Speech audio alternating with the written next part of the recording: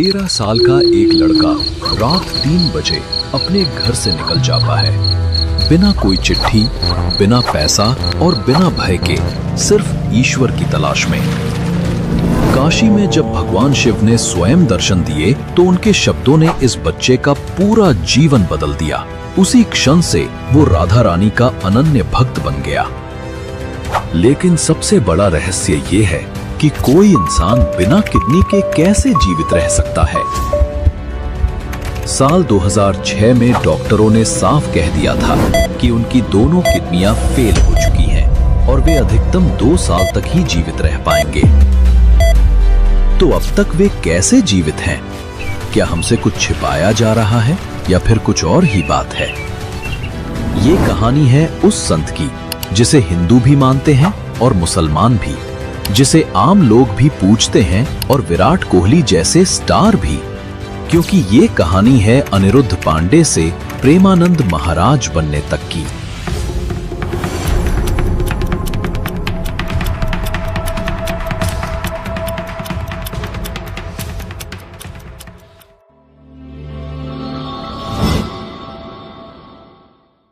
इस महान संत की यात्रा शुरू होती है साल 1969 में, जब उनका जन्म उत्तर प्रदेश के कानपुर जिले के अखरी गांव में एक ब्राह्मण परिवार में हुआ।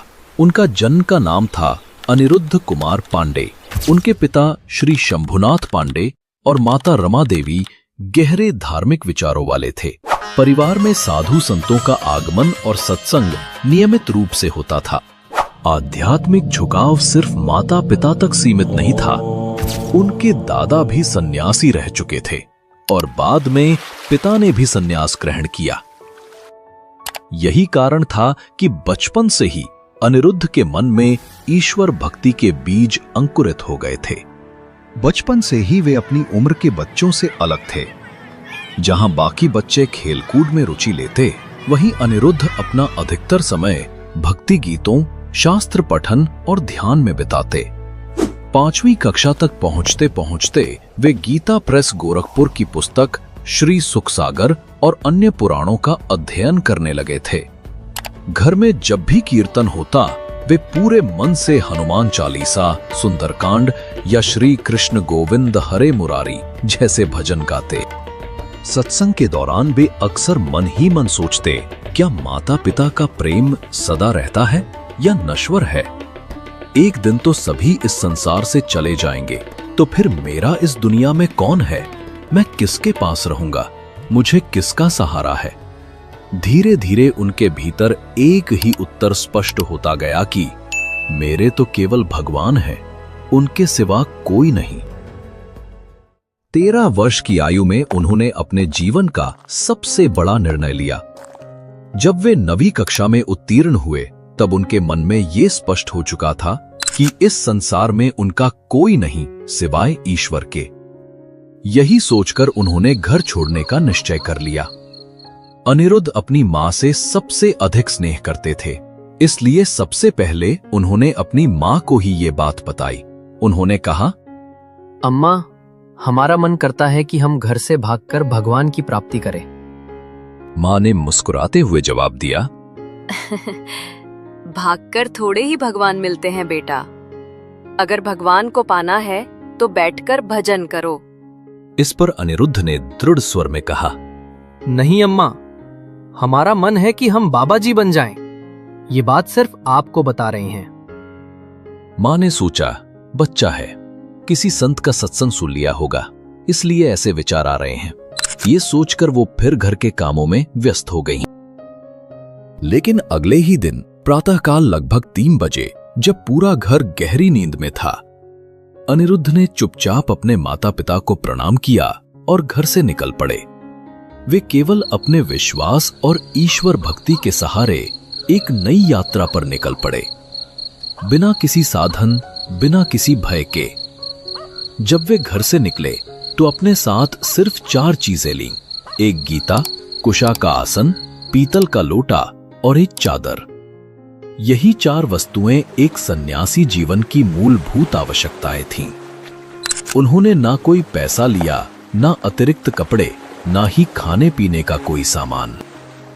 रात के अंधेरे में वे घर से निकले और लगातार 15 किलोमीटर पैदल चलते रहे। सुबह होने तक वे एक जंगल में स्थित विशाल शिव मंदिर पहुंच गए। मंदिर पहुंचकर वे भूखे प्यासे 14 घंटे तक बैठे रहे। दोपहर के लगभग 12 बजे भूख से हालत कमजोर होने लगी। उन्होंने मन में सोचा, घर पर तो माताजी खिला देती थी, लेकिन यहाँ कौन खिलाएगा? क्षण भर के लिए मन में संशय आया, कैसे होगा, कौन देखेगा? लेकिन अगले ही पल उन्होंने स्वयं से कहा, मर जाऊंगा पर घर वापस नहीं जाऊंगा। निकला हूं तो भागवत प्राप्त करके ही मानूंगा। इतना सोचकर अनिरुद्ध शिवलिंग के सामने ध्यान में मग्न हो गए। तभी एक आवाज ने उनका ध्यान तोड़ा। उन्होंने देखा कि मंदिर के दरवाजे पर एक आदमी खड़ा था। उस व्यक्ति ने कहा, बेटा, यहां एक सूरदास स्वामी रहते हैं, क्या तुम्हें पता है वे कहां गए हैं? अनिरुद्ध ने शांत स्वर में कहा, मुझे नहीं पता, मैं तो अभी अभी यहां आया हूं। वो व्यक्ति बोला, मैं स्वामी जी के लिए कमंडल में दही लाया था, अब वो है नहीं तो तुम ही पी लो, मैं इसे वापस नहीं ले जा सकता। ऐसा कहते हुए उसने दही का बर्तन अनिरुद्ध को थमा दिया। अनिरुद्ध ने अपने पीतल के लोटे से 3 से 4 लोटे दही पिया। पेट भर गया, पर दिल और आत्मा दोनों भर गए। वो व्यक्ति तो चला गया, लेकिन अनिरुद्ध वहीं बैठा सोचते रहे। मैंने तो किसी से कुछ नहीं मांगा, तो फिर ये दही ठीक उसी समय कैसे आ गया जब भूख से शरीर टूट रहा था? और तब उस 13 साल के बच्चे को समझ आया, ये कोई संयोग नहीं था, ये भगवान शिव का संकेत था। वे अकेला नहीं हैं, हर कदम पर कोई है जो उनका ध्यान रख रहा है। उस क्षण वो 13 साल का बालक शिवलिंग से लिपटकर फूट फूट कर रो पड़ा। ये आंसू डर के नहीं, बल्कि कृतज्ञता और ईश्वर के साक्षात्कार के आंसू थे। दूसरी ओर जब महाराज जी के घरवालों को पता चला कि वे घर से भाग गए हैं, तो सब घबरा गए। 3 दिन की तलाश के बाद किसी व्यक्ति ने बताया, एक गोरा सा लड़का वहां मंदिर में बैठा है। इतना सुनते ही पिताजी, बड़े भाई और परिवार के लोग तुरंत वहां पहुंच गए। जैसे ही महाराज जी ने पिता को आते देखा, उनके मन में भय और सम्मान दोनों उमड़ पड़े। वो बचपन से ही पिता की डांट और सख्ती से डरते थे। महाराज जी शांत होकर बैठे रहे। पिताजी ने 2 बार उन्हें खड़ा होने को कहा, पर उन्होंने कोई जवाब नहीं दिया, बस मौन साधे बैठे रहे। तीसरी बार जब पिता ने कठोर स्वर में कहा, मैंने 2 बार कहा, तुमने सुना नहीं, खड़े हो जाओ। तब महाराज जी ने सिर उठाकर दृढ़ता से कहा, हमारी ये जिंदगी अब भगवान के नाम है। हम ना तो घर लौटेंगे, ना आपकी ये बात मानेंगे। चाहे हमें काट डालिए, पर हम घर नहीं जाएंगे। ये सुनकर पिता का हृदय द्रवित हो गया। आंखों से आंसू बह निकले। उन्होंने अपने बेटे को सीने से लगा लिया और भावुक होकर 3 बार बोले, राम राम राम। फिर उन्होंने पुत्र को एक अद्भुत आशीर्वाद दिया। जाओ बेटा, अगर तुम बंजर भूमि पर भी बैठोगे तो वहां फूलों की वर्षा होगी। दुनिया की कोई शक्ति तुम्हारा बाल भी बांका नहीं कर सकेगी। पर याद रखना, अगर कभी किसी की बहन या बेटी की ओर गलत नजर डाली तो फिर तुम्हारा अंत निश्चित होगा। महाराज जी ने हाथ जोड़कर कहा, पिताजी, ये दिन कभी नहीं आएगा। मैं जीवन भर ब्रह्मचर्य का पालन करूंगा और कभी आपका विश्वास नहीं तोड़ूंगा। उस दिन के बाद महाराज जी अपने माता पिता से फिर कभी नहीं मिले, लेकिन उनके पिता का वो आशीर्वाद आज तक महाराज जी को संभाले हुए है। जीवन में कितनी भी मुश्किलें आईं, लेकिन हर बार भगवान की कृपा से सब ठीक हो गया। दोस्तों, अब शुरू होती है असली कहानी।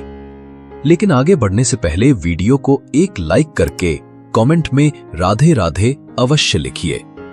आपके लिए तो ये बस 5 सेकंड का काम है लेकिन हमारे लिए आपका आशीर्वाद है। अनिरुद्ध पांडे का अब सिर्फ एक ही लक्ष्य था, ईश्वर की प्राप्ति। इसी उद्देश्य से वे भगवान शिव की नगरी काशी की ओर चल पड़े। काशी पहुंचते ही उन्होंने सबसे पहले नैष्ठिक ब्रह्मचर्य यानी आजीवन ब्रह्मचर्य का व्रत लिया। उन्हें नाम मिला आनंद स्वरूप ब्रह्मचारी, और बाद में जब उन्होंने पूर्ण संन्यास ग्रहण किया तो उन्हें स्वामी आनंदाश्रम की उपाधि प्रदान की गई। उन्होंने काशी के प्रसिद्ध तुलसी घाट को अपनी तपोस्थली बनाया। तुलसी घाट पर स्थित एक प्राचीन पीपल के वृक्ष के नीचे वे निवास करते थे और वहीं दिन रात गहरी साधना में लीन रहते। ये वही घाट था जहां महान संत तुलसीदास जी ने भी अपना समय बिताया था और रामचरितमानस के कई अमर अंशों की रचना इसी पवित्र भूमि पर की थी। रात में वे उसी पीपल के पेड़ के नीचे सोते। जमीन ही उनका बिछौना और आकाश ही उनकी छत थी। कंबल की जगह वे गेहूं की पुरानी बोरियां ओढ़ते और कड़ाके की ठंड की रातों में भी यही उनका एकमात्र आश्रय होता था। महाराज जी की दिनचर्या की बात करें तो अत्यंत सख्त और अनुशासित थी। उनका दिन रात के 2 बजे शुरू हो जाता था। पहला गंगा स्नान सुबह 3 बजे, दूसरा दोपहर 12 बजे और तीसरा शाम 6 बजे। कड़ाके की ठंड हो, तपती गर्मी या मूसलाधार बारिश, उन्होंने गंगा स्नान कभी नहीं छोड़ा। ये उनका नियम था, उनकी साधना का अभिन्न हिस्सा।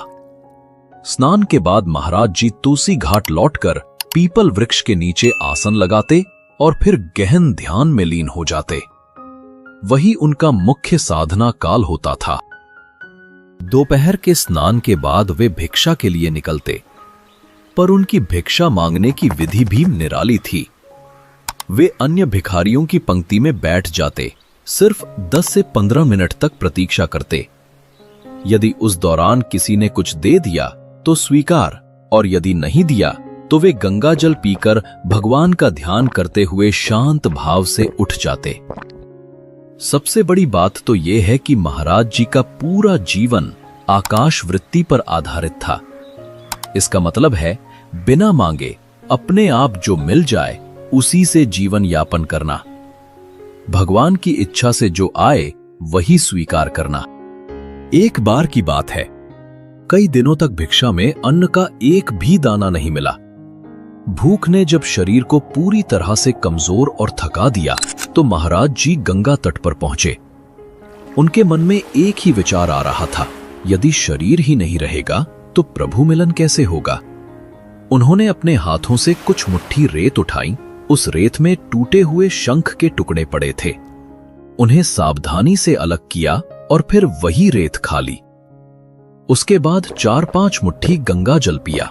ये उनके जीवन की सबसे कठिन परीक्षा थी। लेकिन उस पल भी उनके मन में न कोई शिकायत थी, न तकरार और न ही कोई प्रश्न। सिर्फ एक भावना थी, मैं प्रभु को कैसे प्राप्त करूं। काशी में कई साल बीत चुके थे। रात के 2 बजे उठना, गुरु की कोमल आवाज, उठ बच्चा नाम जप कर। फिर गंगा स्नान और तुलसी घाट पर पीपल के पेड़ के नीचे घंटों ध्यान में बैठना। सांब सदाशिव, सांब सदाशिव, सांब सदाशिव। दिन गुजरते गए, महीने बीतते गए, साल बीतते गए। अनिरुद्ध अब स्वामी आनंदाश्रम बन चुके थे। वे नैष्ठिक ब्रह्मचर्य की दीक्षा ले चुके थे, सन्यासी बन चुके थे। लेकिन भीतर कहीं अब भी वही खोज थी, वही प्यास थी प्रभु के साक्षात्कार की, परम सत्य की।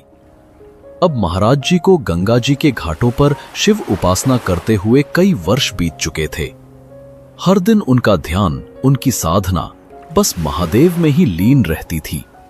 वे अक्सर भगवान शिव से कहते, तत्व रूप ने तो आपने सब समझा दिया है, पर अब मैं आपका प्रत्यक्ष रूप देखना चाहता हूं। धीरे धीरे उनके भीतर ये भावना और प्रबल होती गई। उन्हें लगने लगा कि अब महादेव के बिना रहना संभव नहीं। और एक दिन जब मन में ये विश्वास गहराई तक उतर गया तो उन्हें लगा, आज तो महादेव दर्शन देंगे। उस रात मध्य रात्रि में महाराज जी को एक विशाल पीपल के वृक्ष के नीचे भगवान महादेव ने साक्षात दर्शन दिए। घाट की सीढ़ियों पर उनके कदमों की आहट, हाथ में त्रिशूल, गले में रुद्राक्ष, आंखों में असीम करुणा। कोई दिव्य प्रकाश नहीं, कोई चमत्कार नहीं, बस जैसे एक पिता अपने पुत्र से मिलने आया हो। महाराज जी की आंखों से आंसू बहने लगे। वे कांपते हुए महादेव को दंडवत प्रणाम करने लगे। कुछ क्षण तक महादेव मौन खड़े रहे, फिर धीरे से मुड़कर वापस चले गए। लेकिन जाते समय उन्होंने सब कुछ अपने साथ नहीं लिया। वे प्रेम छोड़ गए और महाराज जी के हृदय में वृंदावन का बीज बो गए। अगर आप यहां तक वीडियो देख रहे हैं तो यकीन मानिए, ये सिर्फ कहानी नहीं, आपका प्यार है। आपसे एक छोटा सा अनुरोध है, वीडियो को लाइक करके चैनल को सब्सक्राइब जरूर कर लीजिए। आपका एक सब्सक्राइब हमें और भी मजबूत बनाता है। एक दिन अचानक महाराज जी के हृदय में भगवान महादेव की कृपा से एक विचार उठा, कैसा होगा वृंदावन? पर उन्होंने उस विचार पर ज्यादा ध्यान नहीं दिया और हमेशा की तरह तुलसी घाट पर बैठकर महादेव का ध्यान करने लगे। अगले दिन अचानक एक संत महाराज जी के पास आए। उन्होंने कहा, काशी में हनुमान प्रसाद पोद्दार अंध विद्यालय है। वहां दिन में श्री राम शर्माचार्य जी की चैतन्य लीला और रात में रास लीला का आयोजन हो रहा है। महात्मा, चलिए दोनों लीलाओं का दर्शन करने चलते हैं। महाराज जी ने कभी रास लीला नहीं देखी थी। उनका स्वभाव था एकांत प्रिय, ध्यान मग्न और शांत। उन्होंने मुस्कुराकर कहा, आप जाइए, मुझे आवश्यकता नहीं है। पर बाबा जी कहाँ मानने वाले थे। उन्होंने फिर आग्रह किया, अरे महात्मा, श्रीधाम वृंदावन से कलाकार आए हैं। पूरे 1 महीने तक ये लीला चलेगी। चलो दर्शन कराते हैं, बड़ा आनंद मिलेगा।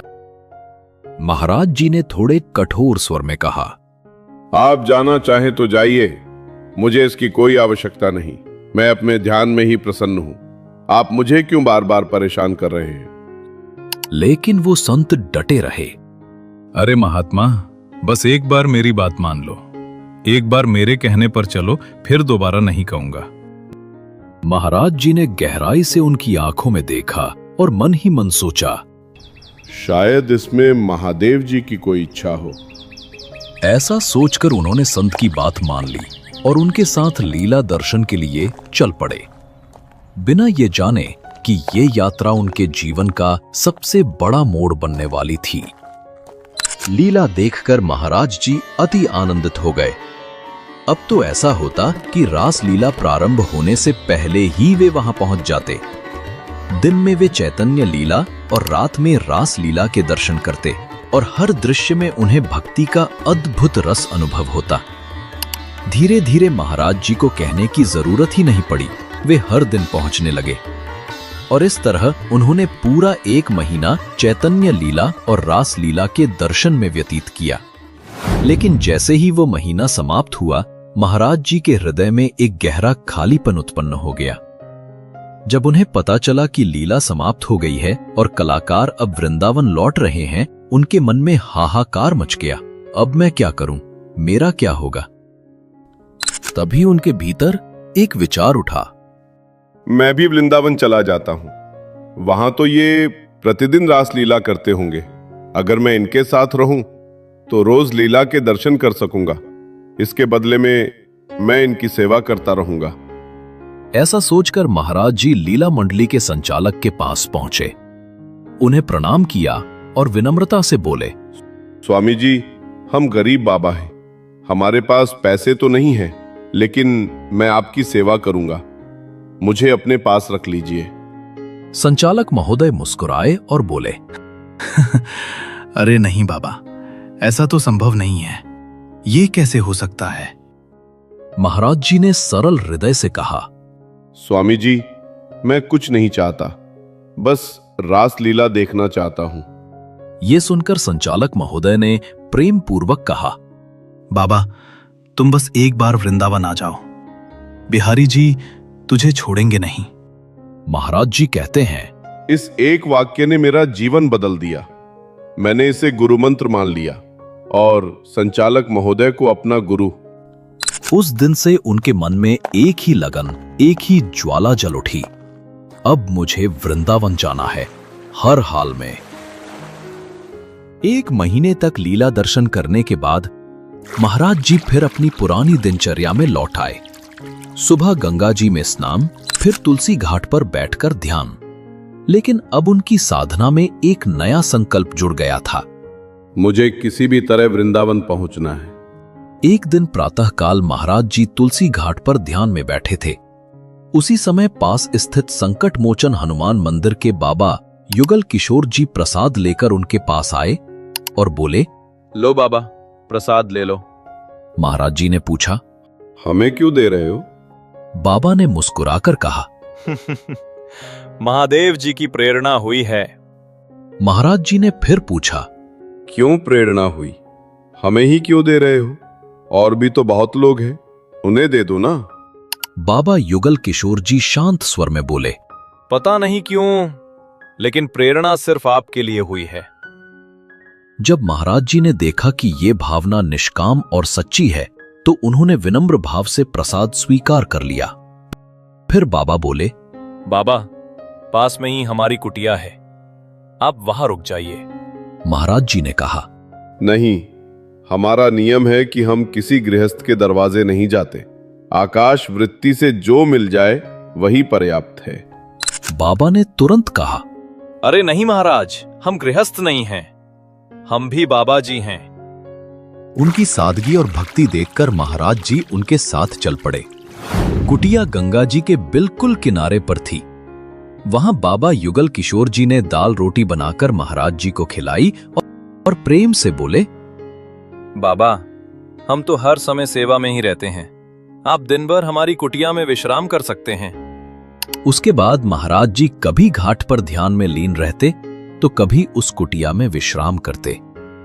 मानो गंगा की धारा और ईश्वर की कृपा उन पर हर पल बह रही हो। युगल किशोर जी महाराज जी से अब अपनापन महसूस करने लगे थे। एक दिन महाराज जी ने बड़े सरल भाव से पूछा, क्या आप मुझे वृंदावन पहुंचा सकते हैं? जैसे युगल किशोर जी तो पहले से ही तैयार बैठे हों, उन्होंने तुरंत कहा, बाबा क्यों नहीं, जरूर पहुंचा दूंगा, बताइए कब चलना है। महाराज जी ने मुस्कुराते हुए कहा, हम तो तैयार ही बैठे हैं, जब आप प्रबंध कर दें तब चल पड़े। युगल किशोर जी ने कहा, ठीक है बाबा, कल की तैयारी कर लीजिए, मैं ही ले चलूंगा। ये सुनकर महाराज जी का हृदय आनंद और रोमांच से भर गया। कल मैं वृंदावन जा रहा हूं। चूंकि काशी से सीधी कोई गाड़ी वृंदावन नहीं जाती थी, इसलिए युगल किशोर जी महाराज जी को पहले चित्रकूट लेकर गए। वहां उन्होंने 2-4 दिन ठहरकर व्यवस्था की और फिर प्रेम पूर्वक महाराज जी को वृंदावन जाने वाली गाड़ी में बैठा दिया। और यहीं से शुरू होता है एक नए अध्याय का आरंभ, जहां एक साधारण बालक बनता है प्रेमानंद गोविंद महाराज।